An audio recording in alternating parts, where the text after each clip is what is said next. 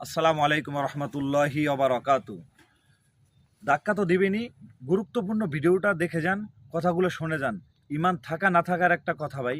আপনি আমি আজকে মুসলমান, মমিন। আমরা যদি মমিন হতে চাই, এই কথাগুলো আপনার আমার জন্য গুরুত্বপূর্ণ ভাই। আপনার এখন এআই ব্যবহার করি, এআই নিয়ে কিছু কথা বলবো। আমরা এআই ব্যবহার করি, কেন ব্যবহার করি দেখেন। দাজ্জাল যেভাবে দুনিয়াতে আসার পরে যা বলবে তাই হবে।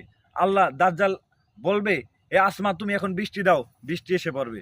দাজ্জাল বলবে, হে জমিন তুমি ফলের ফলের বাগান হয়ে যাও, ফলের বাগান হয়ে যাবে। দাজ্জাল এক কথা যা বলবে তাই হবে। আর এই দাজ্জালের ফেতনা হচ্ছে এআই। এআই হচ্ছে বর্তমানে আমাদের বড় একটা দাজ্জালের ফেতনা।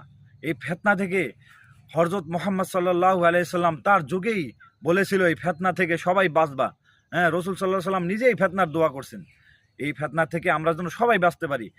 এই এআই থেকে যেন আমরা দূরে থাকি। আমি নিজে এআই ব্যবহার করছি ভাই, এই জন্য বলতেছি যে ভাই, আমি নিজে যেহেতু এআই ব্যবহার করছি, আর আমরা বুঝতে পারছি যে এআইকে যা বলি তাই দেয়, আর দাজ্জাল তো যাই বলবে তাই আসবে।